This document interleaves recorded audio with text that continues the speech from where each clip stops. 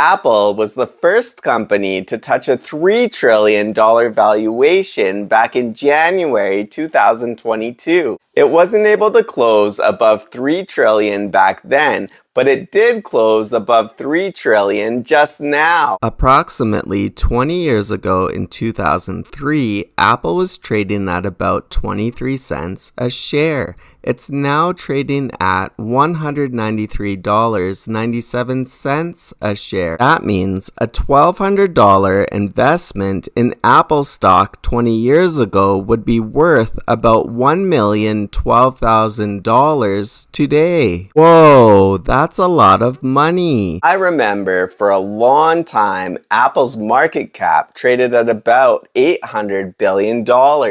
At the time, I thought that Apple was such a huge company and I didn't know how it could grow much bigger. Now its value is almost 4 times that valuation. And the interesting thing is that back then, it traded between 10 and 11 times earnings. Now it trades at 32.93 times earnings.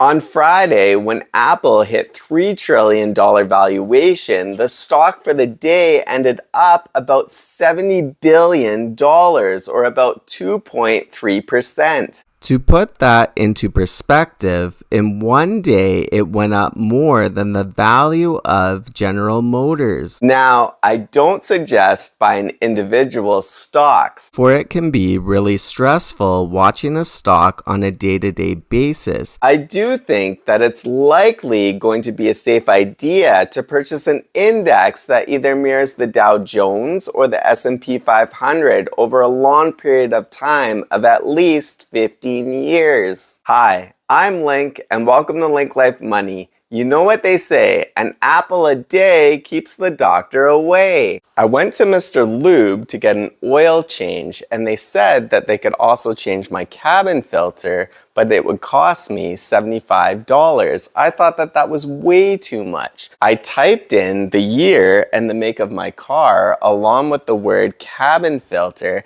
and then I was able to locate the cabin filter I needed for only $25. Let me show you just how easy it is to change.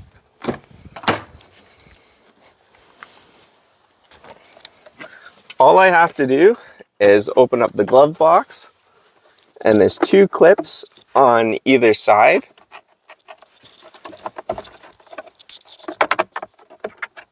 There's 1 clip off.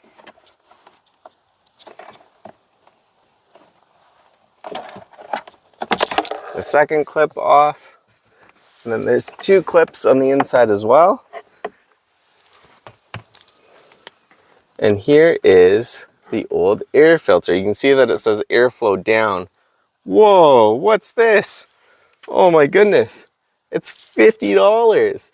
That's the amount that I've saved by changing my cabin filter myself. A vehicle is a depreciating asset, so the more money you put into it, the more opportunity cost is lost. According to Edmunds, the average finance interest rate on a new vehicle is 7%. Back in 2018, I got a 7-year auto loan at 0% interest. Nowadays, auto loan payments are about the same as what mortgage payments used to be. According to Edmunds, the average cost for a new vehicle is $730. New car prices have skyrocketed. According to Kelley Blue Book, the average cost of a new vehicle is $48,763. Having a vehicle problem is just awful. I used to have a 2008 Malibu LTZ. It only had 113,000 kilometers on it and it needed a new transmission. Even after the transmission was replaced, the vehicle kept breaking down. The vehicle originally cost me $24,000. It then cost me $6,500 to fix the transmission, and then I traded it in for another vehicle and I only got $7,500 for it. So I paid $24,000 for it and I only got back $1,000 after paying to fix it. This was an expensive lesson. I never want to lose this much again, so this is what I do now. I purchased the Hyundai Elantra. I like the Elantra for its fuel efficient, and Hyundai has a 5-year, 100,000 kilometer warranty. At the time I purchased the vehicle, I also purchased Michelin X Ice 3 snow tires. This way I can drive the vehicle up to 100,000 kilometers or 5 years so that I always have a warranty. I then just have minimal maintenance such as oil changes and air filters. Before the warranty is up, I trade in the vehicle and do it all over again.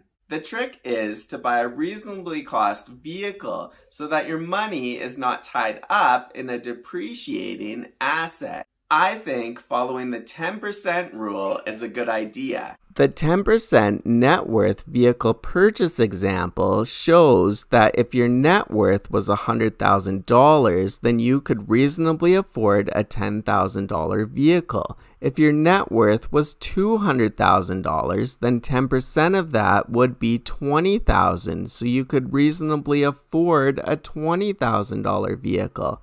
And if your net worth was $500,000, then you could reasonably afford a $50,000 vehicle. Now, if your household net worth was $500,000, then you could reasonably afford two $25,000 vehicles. You want the total amount to equal 10% of your net worth. Buying a new vehicle can be so tempting, but make sure that you stick to your budget, for having financial freedom is truly priceless. Hi, I'm Link, and welcome to Link Life Money. Money plays a very important role in our lives. It's really important to make good choices about money. Money is a long-term game that requires consistently making good, tough choices over a long period of time. The beginning is the hardest part, but as time goes on, it gets easier and easier. The earlier good choices are made, the easier it can become sooner rather than later. It's important to know why. Why be wealthy? Personally, I don't think it's about luxury goods. I don't think it's about living in a mansion, having expensive designer clothes, or driving the newest sports car or big SUV. This is about having enough money so that you don't feel stressed about money. Having enough money can give you options and opportunities so that you can do what you want to do with your time. Time and money are connected. Money is valuable while time is priceless. Thinking about money is positive, while stressing about money can be very harmful to one's health. Being proactive and thinking about money can help deal with stressful events that can come up. Now, I know that everyone's situation and starting points are completely different. I was very fortunate to grow up how I did. My mom was able to stay home and have the very important job of taking care of myself and my brother. My dad worked very hard, and when he was not working, he was always taking us to the park and out for different outdoor adventures. I definitely had a fun, amazing childhood. My dad was also the one that taught me about money. Growing up, there was no YouTube money-related videos. I learned about money from talking with and watching my parents handle money. Eating out was for special occasions, for they handled money very responsibly. Money was openly talked about, just as common as the weather. They were always open with me about how much things cost, and they always gave me choices about what I wanted to do with my own money. They were very patient with me and let me learn from making my own mistakes as well as my own good choices. I was very fortunate to have an allowance at such a young age. I remember going to the toy store with my dad. I had a choice. I could save it or spend some of it. I think I spent most of it. It was on a little toy that had a push button. There was a circle that spun and it sparked a bit. It was cool, but looking back, it would have been cooler to have spent some and saved some and to have had more of a balance. I appreciate the guidance that my parents gave me. And the freedom to have the ability to make choices and to learn from my choices in my own time.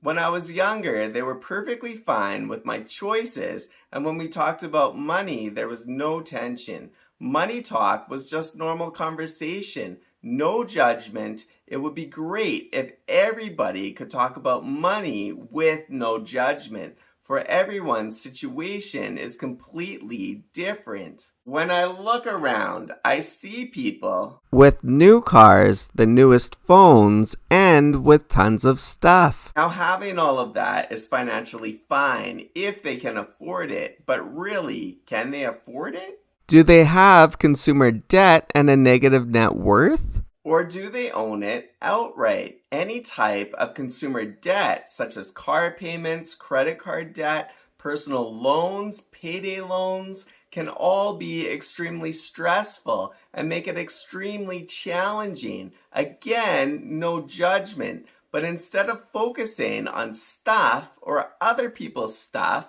it's best to look at our own financial situations and to plan out how good decisions can be made so that the money stress is gone. And the opportunities and choices can be made with more ease. Say, for example, what if someone was in their 50s and they had health concerns that happened and they could no longer work? That would be extremely stressful for the person and their families. But if that person had good insurance and a financial plan earlier in life, this person could then possibly just focus on their health and not have to stress about money. A lot of time, money catastrophes happen when a person has a health problem and can no longer work, or they want or need to retire, but they don't have the money to financially be able to comfortably do so.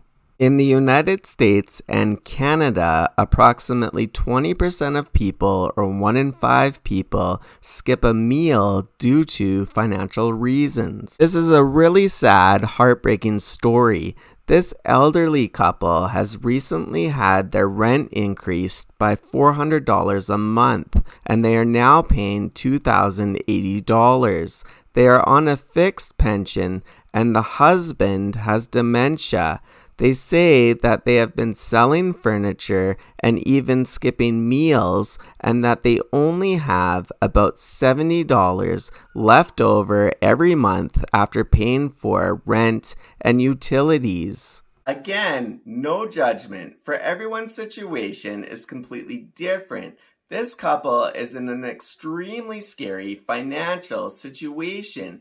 This scared feeling of not wanting to be in this type of circumstance can be motivation for one to make good money choices today.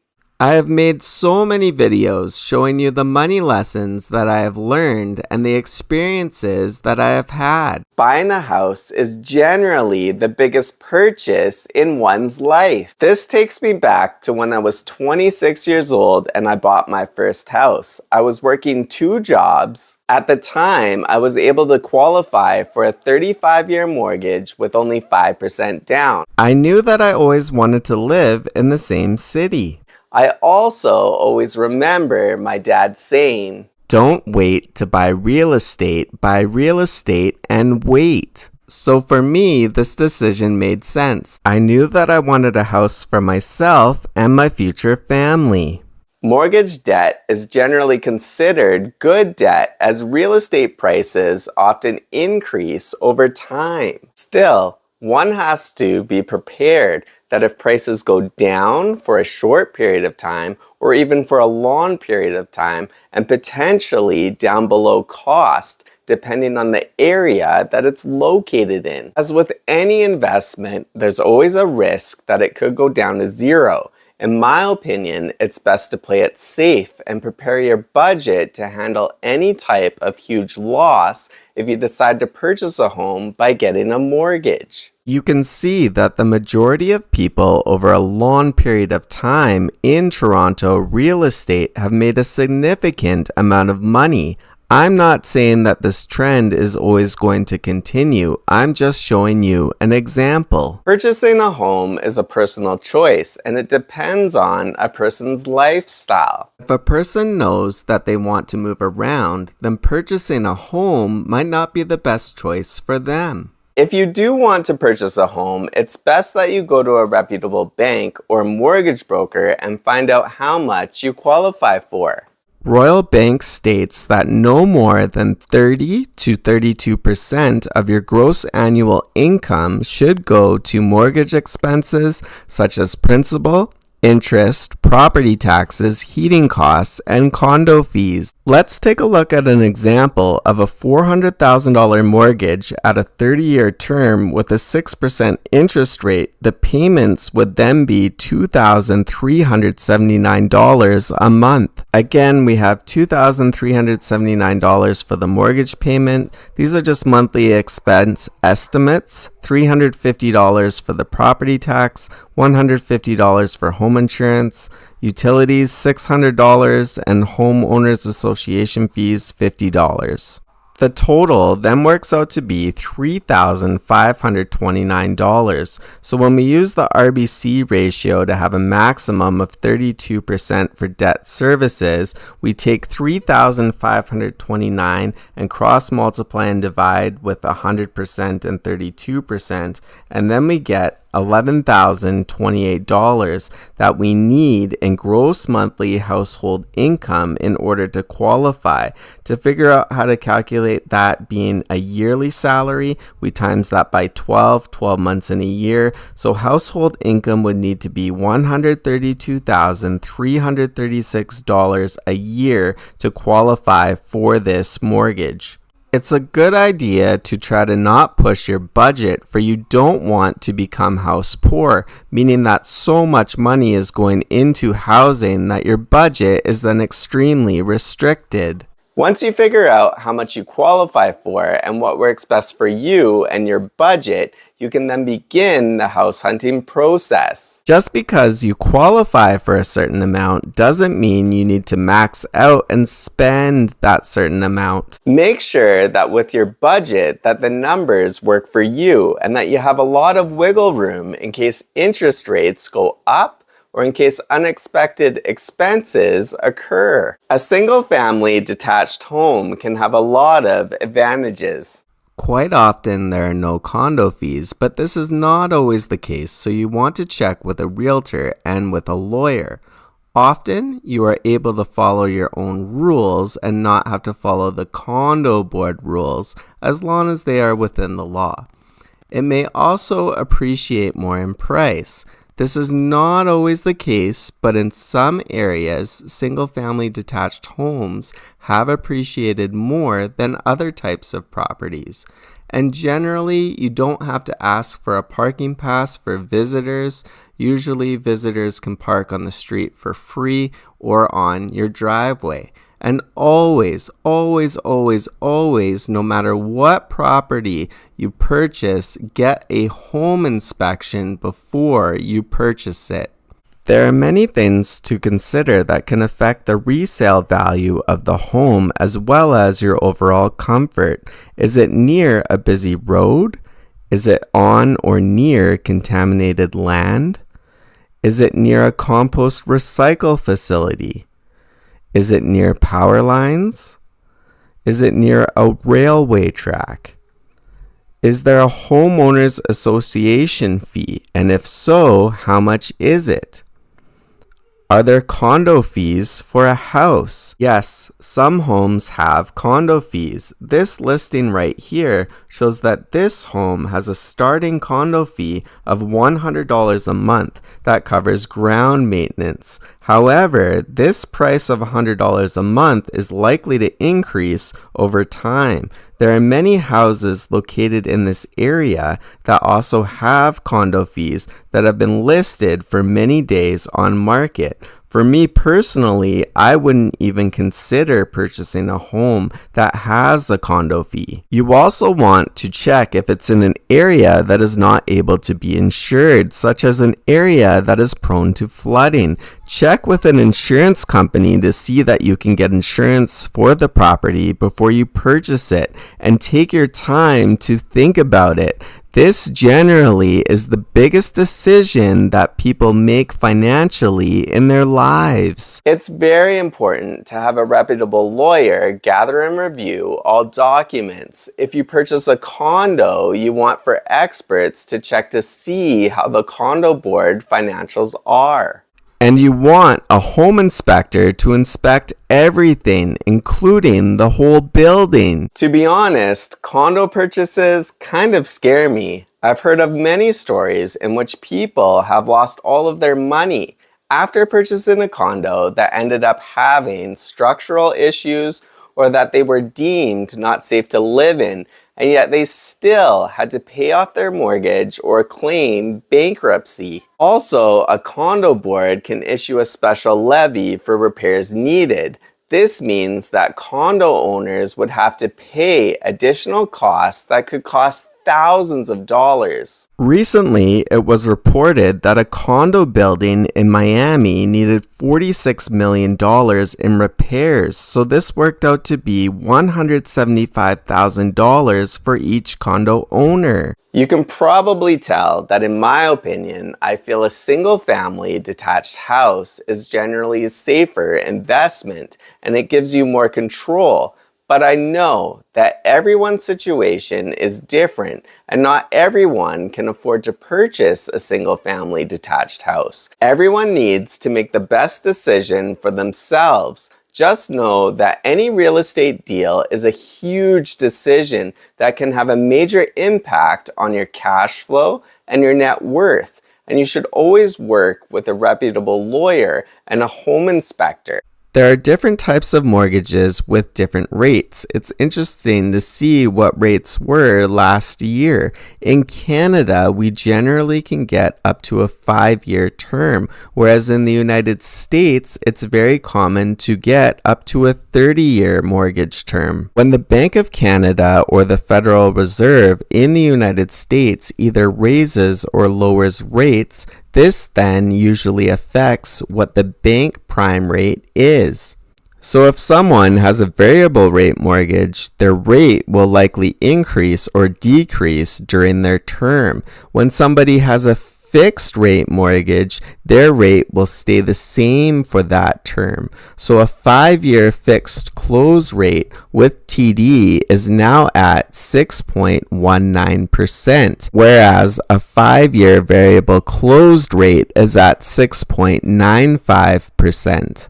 You can always shop around for different interest rates as it makes a huge difference towards your monthly payments, but always go with a reputable bank or mortgage broker. I like to use a mortgage calculator and choose different rates so that I can see how it will affect my budget. Fortunately, I have a perfect 900 credit score. This allows me to qualify for the lowest interest rates. You can watch my video for how to increase your credit score, which is located on my channel page.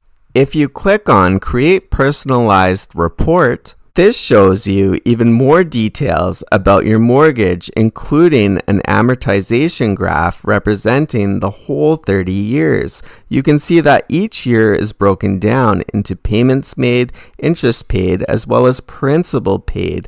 As you scroll down, you can see that the interest paid is decreasing, while the principal paid is increasing. When you go all the way down to the bottom, you can see that your total payments on a $400,000 mortgage is $902,000. That means you're paying $500,000 in interest over the 30 years for only borrowing $400,000. That's a huge amount of money. which means that it would be great to pay down your debt as soon as you can so that interest paid becomes even less. Now, the best part about this page is seeing the number 0, as that means your mortgage at the very end of the term is all paid off. Every dollar paying down the principal of the mortgage is a dollar closer towards your financial goals.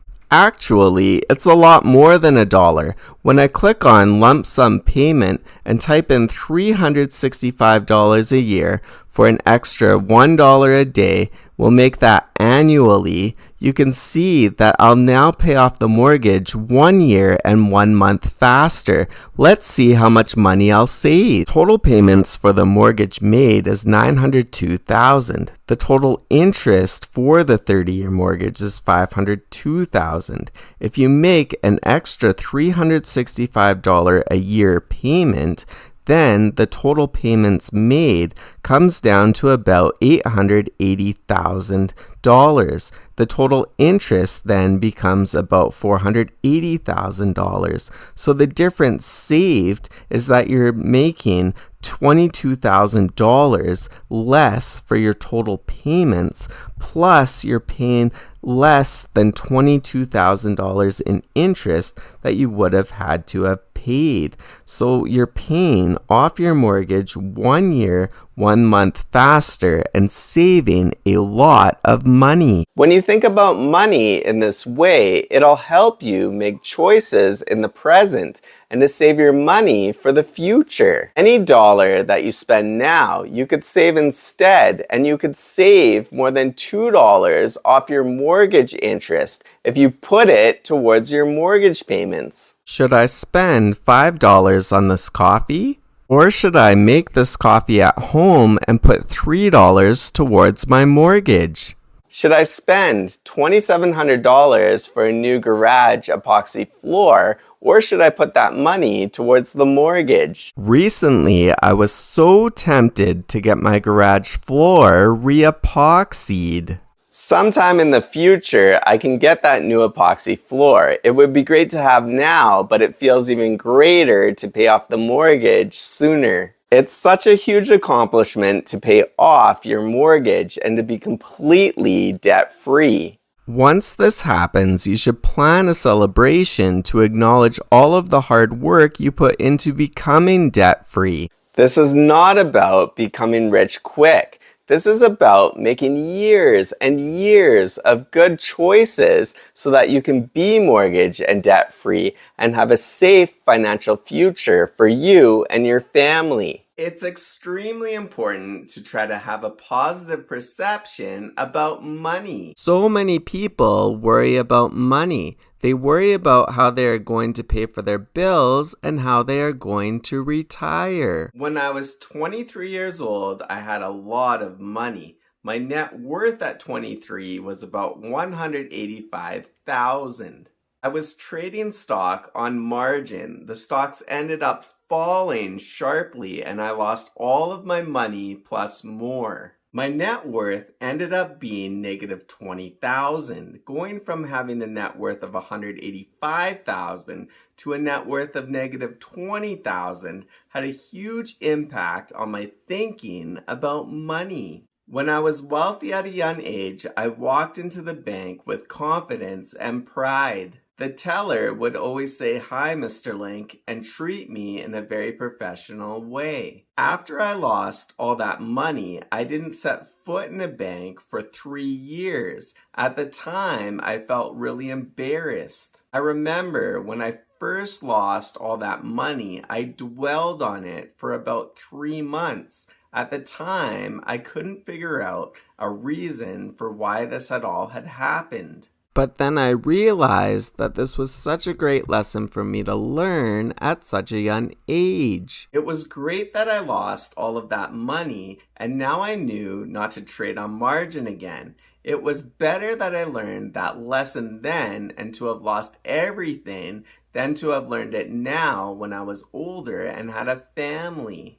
When my net worth was at negative 20,000, I remember once thinking it's okay to spend more money for it'll take me so long to get out of debt anyway. But especially when you're down, it's important to try to stay positive and to get yourself back up. There are so many millionaires that have made huge financial mistakes, or they have started with no money at all and have become self-made millionaires. When a mistake happens, it's important to reflect on it, not to dwell on it. Realize the lesson that you learned and then figure out how you're going to move forward and not repeat the same financial mistakes. Take it $1 at a time. Every dollar counts. The sooner that you achieve FIRE, or the sooner that you're able to retire, the more positive that you'll feel. For then you will be financially able to do the things that you want to do with your time. It's best to make decisions today that'll help your money situation in the long run. Some people think that it's impolite to talk about money.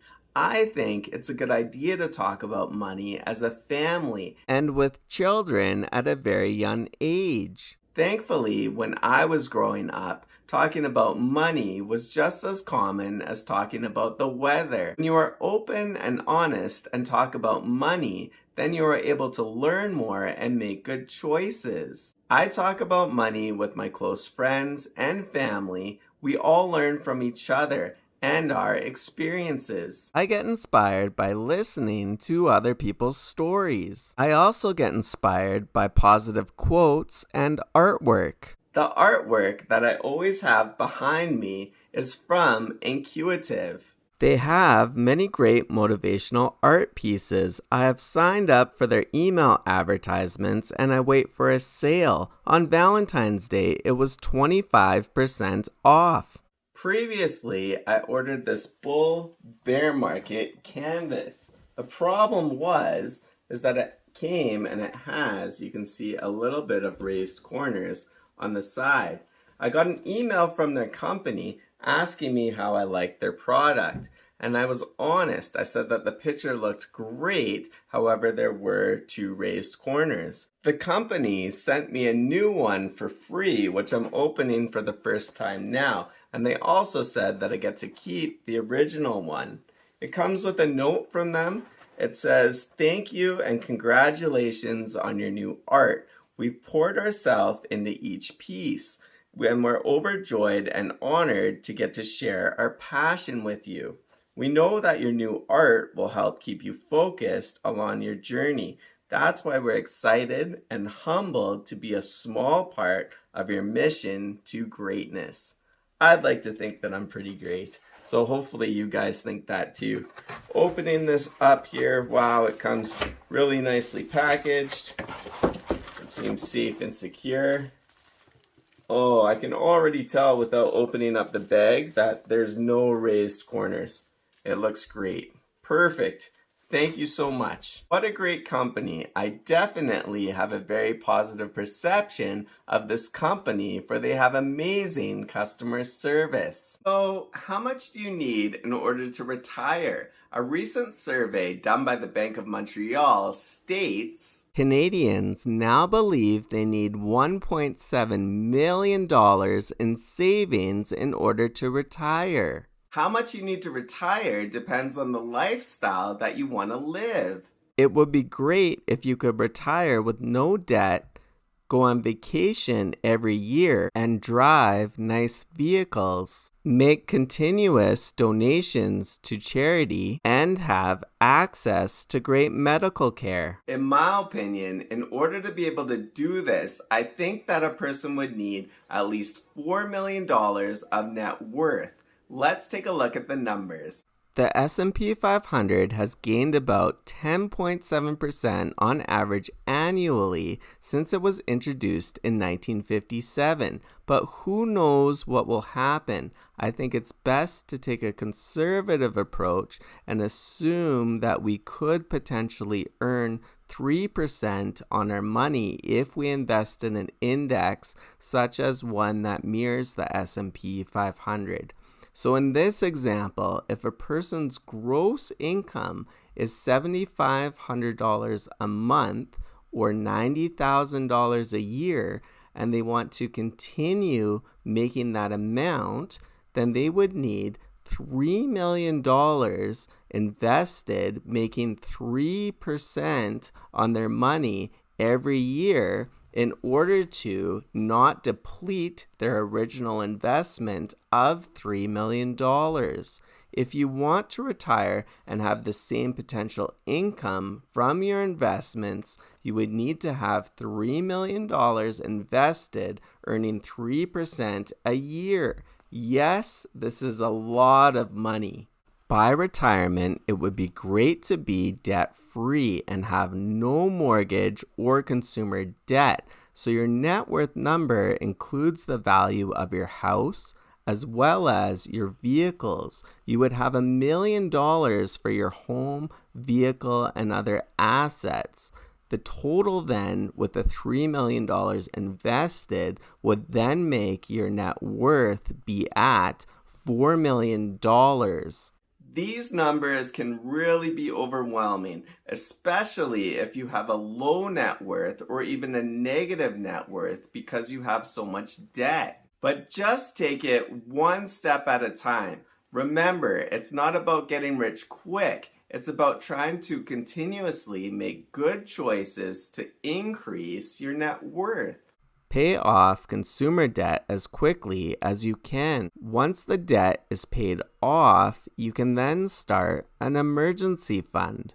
When your consumer debt is paid off and you have your emergency fund, you can then start investing. In my opinion, I like to play it safe, and I think it's a good idea to invest in either an index that mirrors the Dow Jones or the S&P 500 over a long period of time of at least 15 years. Who knows what the market is going to do? I also can't time the market, so continuous investment over time can help lower risk. As your net worth continues to grow, I think it's a good idea to have your investments diversified in big, well-known banks. Big banks have the ability to spend big money on online security so that your money is more likely to be safe. With that being said, even big banks can go bankrupt. So again, as your net worth continues to increase, it's a great idea to be diversified over many different big banks. Personally, my motivation for becoming wealthy is not about having stuff. Becoming wealthy means that it then gives you financial freedom not to stress about money. You then could have access to great medical care if you need it. It also gives you time. The earlier you achieve financial freedom, the more time that you'll have to do the things that you want. Personally, I always wanted to save and work hard while I was young so that I could have more family time as I get older. In all honesty, becoming wealthy is a very hard thing to do. You need to make choices that most people don't make.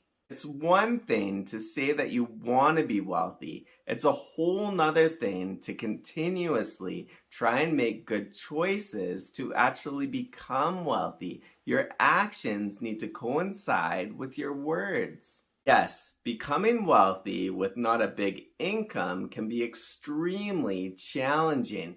Let's take a look at an inspirational story about a janitor. A man named Ronald Reed worked as a janitor and was able to save $8 million by the time he passed away at age 92. His friend, Mark Richards, said, "I'm sure if he earned $50 in a week, he probably invested 40 of it." Unfortunately, I have seen so many people that have had strokes or heart attacks and that have ended up needing 24/7 care. If a person needs the care and they don't have the funds to be able to do so, they may need to live in a group home. It would be great to be financially free so that you have the ability to stay in your own place while getting the care that you need. The potential of having a health problem can be a scary thought, but this fear can be motivation for you to become financially wealthy. Your retirement goals are personal, and you want to make choices that are best for you. The earlier you start planning for a retirement, the easier it can be. Located on my channel page, I have so many videos that will show you how to make a budget and calculate your net worth.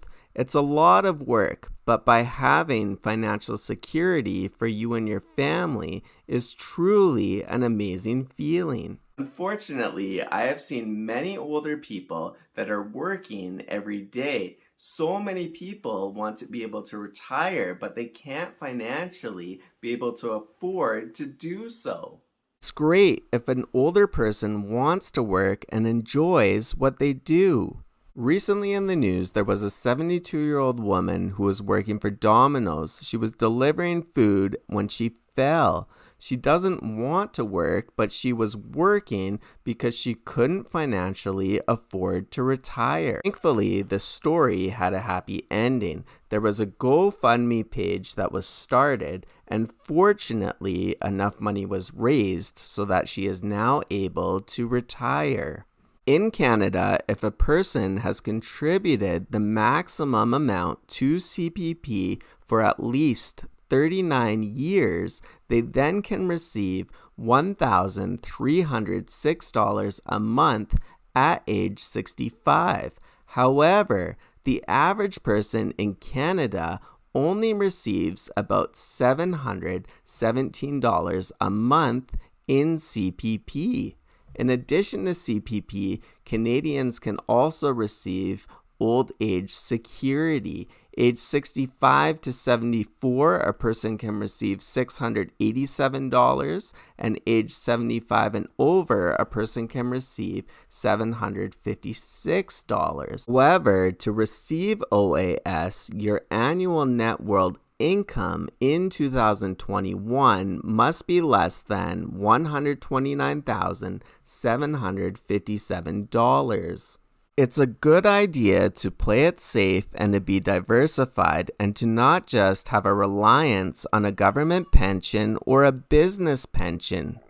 In 2013, the city of Detroit went bankrupt. This affected many city worker pensions. Nortel Networks was such a huge company. It went from a high of $124 a share to a low of 47 cents. It declared bankruptcy and it affected so many of their employees' pensions. Budgeting. At first thought, budgeting is not the most exciting topic. But if you think about it and the reasons why you should create a budget, it can motivate you towards the path of financial success. According to Mint, 65% of Americans don't know how much they spent last month. So let's change that and all start budgeting. It's important to know your personal net income, for it's the money that you have. After paying any payroll deductions such as taxes, pension,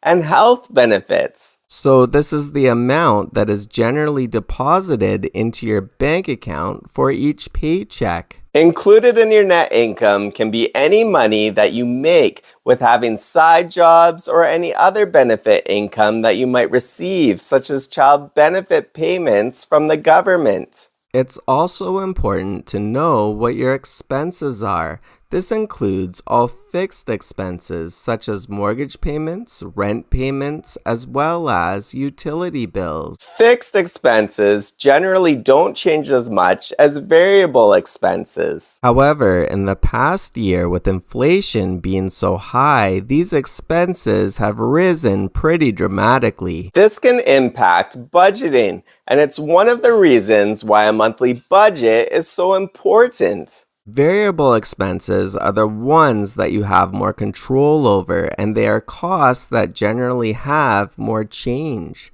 This can include groceries, eating out, clothing, vehicle maintenance, repairs, and even subscription services such as Netflix. When you take your net income and you subtract all of your expenses, this will give you your cash flow number. It's really important that you try to have positive cash flow, meaning that your expenses are less than your income and that you can save money each month. This is extremely challenging for a lot of people. Definitely no judgment if you are not cash flow positive. There are so many budgeting apps, and many large banks have apps that you can use. It's completely a personal choice. I just recommend that you use one from a trusted source. I have also created a free budgeting template using Google Sheets. You are welcome to use it. I posted it in the link in the description down below. Let's go through the budgeting template and I can show you an example for how to use it. This is the Link Life Money budgeting template. When you first open it, you won't be able to edit it. So you need to click on File, Make a Copy. Then you can name it whatever you like. Click Make a Copy, and then you'll have the ability to edit it. You can see that it starts at January 2023, so let's scroll down to May 2023 to make it more relevant. For this example, this person makes $5,500 from their main job. They make $500 from their side job, and they get $100 in tax credit each month. The total net income is then $6,100. Say if a person makes $3,000 from their main job, they would just click on the cell, type in 3,000, click enter, and you can see that the total net income has now changed. But for this example, let's leave it at $5,500. Next, when you scroll down, we have expenses. I combined both variable and fixed expenses together.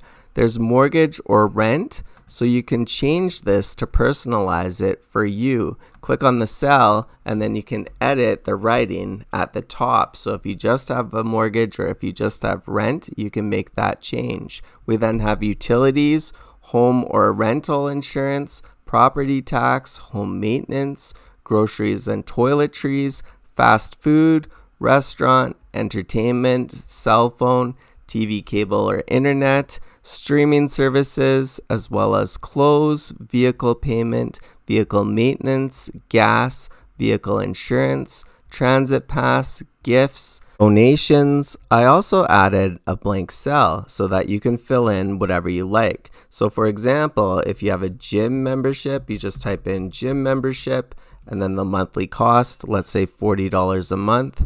You can see that I've added in all of the formulas already so that it automatically calculates the total for you. If you need additional cells for more space, you just double click on the cell and then click insert row above or below, and you just do that for however many items that you'd like to add. You can see that the total for this example is now $5,765 for expenses, and the total monthly savings is calculated by taking the total net income, subtracting the total expenses, which equals $335 that this person is cash flow positive this month. However, let's say instead of $50 spent on gifts, that this person spent $500 on gifts.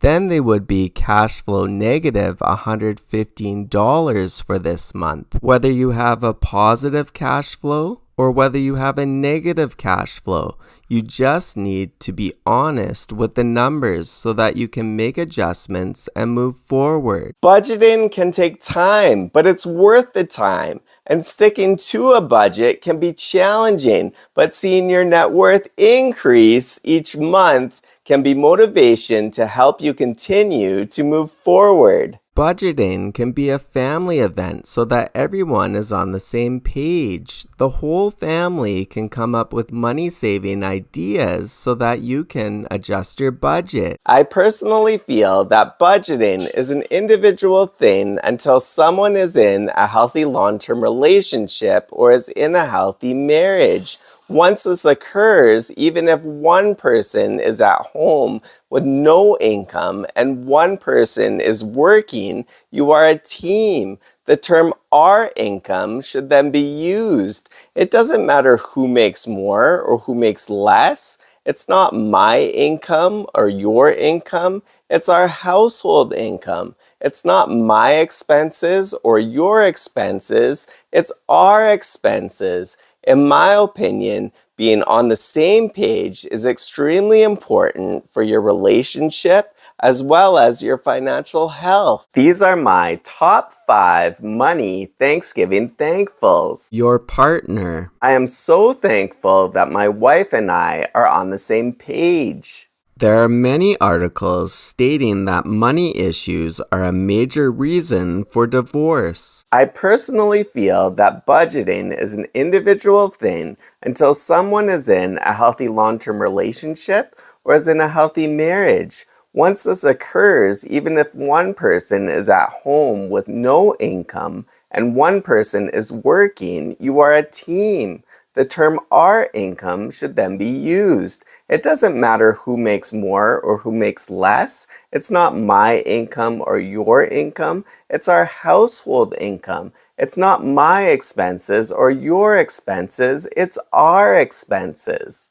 In my opinion, being on the same page is extremely important for your relationship and your financial health, and I am truly thankful to have this. I am very thankful for my mistakes, especially the ones that I made at a very young age. My biggest mistake was when I was in my early 20s. I began trading individual stocks on margin. It was great for a few years, but then everything came crashing down in May 2006. I lost everything and I had a negative net worth. When telling this story, people always ask me, do you wish you would have sold before the stocks went down? My response is always no. I'm glad that I lost all of that money, for I would have rather learned that lesson to not do that at a young age than to make that mistake now, especially with having a family. I am very thankful for my mistakes and that I'm able to learn from them. Number 3, consistency. Building wealth is about taking safe steps over time. This means that you want to continuously make good choices over time. Building wealth usually starts out slow for many, many years. And then kind of snowballs. If you take a giant leap and try to get rich quick, you could end up losing everything and having to start over again. It's important to first pay off all of your debt and then to slowly build your wealth in a safe, diversified way. Number 4, family. I was very fortunate to grow up how I did. My mom was able to stay home and have the important job of taking care of my brother and I. My dad worked very hard, and when he was not working, he would always take us to the park and out for different outdoor adventures. I have no idea how he did that after working a full day, for he must have been so incredibly tired. I definitely had an amazing fun childhood. My brother is amazing too. He is the smartest person I know and has a very kind heart. He helped me so much, and I always remember him saying, "You can do it if you actually try."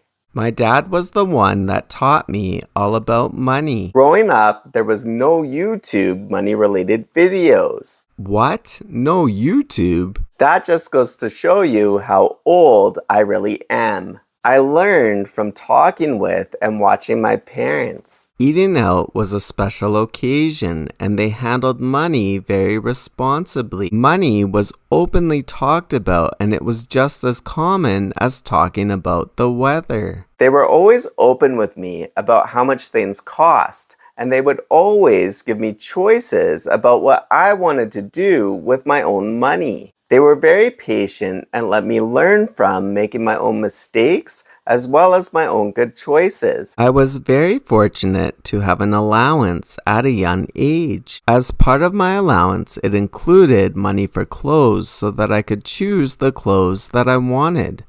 So if I wanted new fancy shoes, I knew that I had to budget for them. I appreciate the guidance my parents gave me and the freedom to have the ability to make my own choices and to learn from my choices on my own time. When I was younger, they were perfectly fine with my choices, and money talk, there was no tension. Money talk was just like normal conversation, no judgment. It would be great if everyone could talk about money with no judgment, for everyone's situation is completely different. I am sincerely thankful for my family, for I have no idea where I would be today if it wasn't for their love and support. I am thankful that I live in Canada. I have an amazing family and I am healthy. I have no idea where I would be if that wasn't the case. When I was very young, if I would see a homeless person or someone asking for money, I would initially think, why doesn't that person just get a job? Now I understand that there could be so many reasons that a person can't work, such as mental health problems, physical health, or trauma that they've gone through. I have learned to be thankful for what I have and to not judge anyone, for everyone's situation is completely different and everyone has gone through different things. Are you going on a trip? Do you want to explore the world? Are you thinking, do I need travel insurance? The answer is yes. Yes, yes, yes, you definitely need travel insurance. I am specifically talking about medical travel insurance. Travel medical insurance can pay for emergency and medical expenses that can happen during a trip. You want to make sure that you're covered for such things as ambulance services, doctor's bills, hospital and operating room charges, x-rays, drugs and medicine, dental care, air medical transportation. You basically want to make sure that you're covered for absolutely everything up to an unlimited amount so that you don't have any medical expenses. Many people have gone bankrupt because they didn't have medical travel insurance or they didn't have the right kind of medical travel insurance to cover what they needed. Recently, a man from the United Kingdom traveled to Canada to visit family. The person is only 59 years old and doesn't have any medical travel insurance. He ended up getting sick and now faces an enormous hospital bill. A spokesperson with Alberta Health Services said, as is the case in any province, public health insurance coverage is provided only to insured residents. AHS went on to say that this is similar to many other countries. A situation like this can unfortunately happen to anybody, which is why everybody needs medical travel insurance. You're not looking for the cheapest travel insurance. You want travel insurance from a reputable, big company that's likely to pay out a claim when you need it. I'd recommend to get as much travel insurance as you possibly can. There are some policies that have unlimited medical coverage. It's a great idea to get an unlimited medical coverage policy that'll cover all of your medical expenses as well as all of your medical transport expenses. You want to read all of the fine print in your coverage information. If you need any clarification or have any questions, I'd recommend to email the insurance coverage company directly. This way, the communication will be in writing and you'll have a record of what was said. This is my dad. He didn't drink or smoke and he ate healthy. He was on vacation with my mom in a remote area called Long Beach, Washington. They were near the beach when he had a stroke. My mom immediately gave my dad an aspirin. The doctor said that this could have very well saved his life. He was transported by medical plane and then by medical helicopter to the hospital. Thankfully, he was able to get the care that he needed.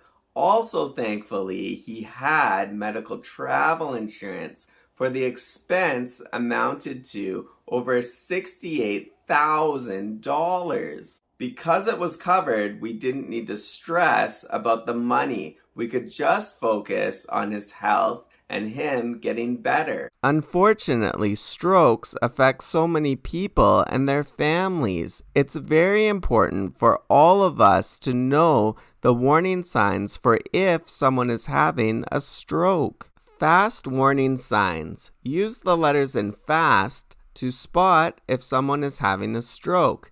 F is for face drooping. Does one side of the face droop or is it numb? Ask the person to smile. Is the person's smile uneven? A is for arm weakness. Is one arm weak or numb? Ask the person to raise both arms. Does one arm drift downward? S is for speech difficulty. Is speech slurred? T, time to call 911. Other stroke symptoms. Watch for sudden numbness or weakness of face, arm, or leg, especially on one side of the body. Confusion, trouble speaking or understanding speech. Trouble seeing in one or both eyes. Trouble walking, dizziness, loss of balance or coordination, severe headache with no known cause. If any of these signs are present, it's very important to call 911 immediately. Every second counts. The quicker someone can get to the hospital to be treated for having a stroke, the more of a chance that they are likely to fully recover. So if you go on a trip, please get medical travel insurance. Hi, I'm Link, and welcome to Link Life Money. Money and health are connected. Just over 2 years ago, I would often get an upset tummy. The scary part was when I saw that I had blood in my stool. At first, the doctor thought that it could be hemorrhoids or maybe something to do with my diet, but it wasn't. And thankfully, I was sent to get a colonoscopy. I had the colonoscopy and it turned out that I had an advanced growth polyp the size of a raspberry. Thankfully, it was not cancerous, and after the colonoscopy, I was all better with no more blood in my stool. I don't have any bad symptoms anymore, but I'm getting my second colonoscopy next week just to make sure that everything is still okay. If a parent has a polyp, it's generally recommended that their children get a colonoscopy 10 years prior to when they had a polyp. So if a parent was age 40 when it happened, then a child could get a colonoscopy at age 30. However, that's just a guideline, and there are some people that need to get checked out even sooner. The quicker a person gets a colonoscopy when symptoms first arrive, the better chance they have of a full recovery. Some people feel embarrassed or uncomfortable about having blood in their stool. I'm making this video in hopes that more people feel comfortable to talk about it and to see a doctor as soon as you have any of these symptoms. Blood in your stool, bleeding from the rectum and or change in the appearance of the stool, change in bowel habits or blood in the toilet after having a bowel movement, unexplained fatigue or weakness, anemia, unexplained or unintentional weight loss, persistent cramps or low back pain, cramping pain in the lower stomach, feeling bloated or feeling of discomfort or an urge to have a bowel movement when there is no need to have one. Sometimes colorectal cancer presents with no symptoms at all. Not having any symptoms at all Keep in mind that many people who are diagnosed with colon cancer report having no symptoms prior to their diagnosis. Are you over 45? Do you have a family history of colorectal cancer? Then don't wait for symptoms to occur before you get screened. Talk to your physician or primary care provider to get more information about screening options. If a doctor won't send you for a colonoscopy, then it would be a good idea to see another doctor and get more medical opinions. You can also get a virtual colonoscopy. If something shows up on the scan, you can give the information to the doctor to get you a colonoscopy sooner. Virtual colonoscopy is a special X-ray examination of the colon using low-dose CT. It is less invasive procedure than a conventional colonoscopy. A radiologist reviews the images from the virtual colonoscopy to look for polyps on the inside of the colon that can sometimes turn into colon cancer. A virtual colonoscopy procedure may be beneficial for patients who are on blood-thinning medication or who may not be candidates for a conventional colonoscopy. A virtual colonoscopy only takes 10 to 15 minutes and does not require the use of anesthesia. When I had a colonoscopy, I didn't feel any pain. You have to drink a bowel prep solution beforehand, and you go to the washroom a lot, but it was not painful at all. I would just recommend to read the instructions weeks in advance so that you don't feel rushed and that you have everything that you need. It's very important to follow the instructions carefully so that your bowel is all clean and they can see everything clearly when they're doing the colonoscopy. I just read this article on CNN. Colorectal cancer is rising among younger adults, and scientists are racing to uncover why. Nikki Lawson received the shock of her life at age 35. A couple of years ago, she noticed that her stomach felt often irritable, and she would get sudden urges to use the restroom, sometimes with blood in her stool. She even went to the hospital one day when her symptoms were severe. She said, and she was told it might be a stomach ulcer before being sent home. That was around the time when Chadwick Boseman, the actor, passed away. I remember watching him on the news and having the same symptoms, Lawson said, of the Black Panther star who died of colon cancer at age 43 in August 2020. But at that time, I was not thinking, this is something that I'm going through, she said. Instead, Lawson thought changing her diet would help. She stopped eating certain red meats and ate more fruits and vegetables. She began losing a lot of weight, which she thought was the result of her new diet. But then I went for a physical, Lawson said. Her primary care physician recommended that she see a gastroenterologist immediately because she had low iron levels. When I went and saw my gastro, she said, "I'm sorry, I have bad news. We see something. We sent it off to get testing. It looks like it is cancer." My whole world just kind of blanked out, Lawson said. I was 35, healthy, going about my day, raising my daughter, and to get a diagnosis like this, I was just so shocked. Lawson, who was diagnosed with stage 3 rectal cancer, is among a growing group of colon and rectal cancer patients in the United States who are diagnosed at a young age. Among younger adults ages 20 to 49, colorectal cancer is estimated to become the leading cause of cancer-related deaths in the United States by 2030. Lawson, now 36 and living in Palm Bay, Florida, with her 5-year-old daughter, is in remission and cancer-free. The former middle school teacher had several surgeries and received radiation therapy and chemotherapy to treat her cancer. She is now being monitored closely by her doctors. For other young people with colorectal cancer, my words of hope would be to just stay strong. Just find that courage within yourself to say, you know what? I'm going to fight this. And I just looked within myself, Lawson said. I also have a very supportive family system, so they were definitely there for me. But it was very emotional, she said, of her cancer treatments. I remember crying through chemotherapy sessions and the medicine making you so weak. And my daughter was 4 and having to be so strong for her, she said.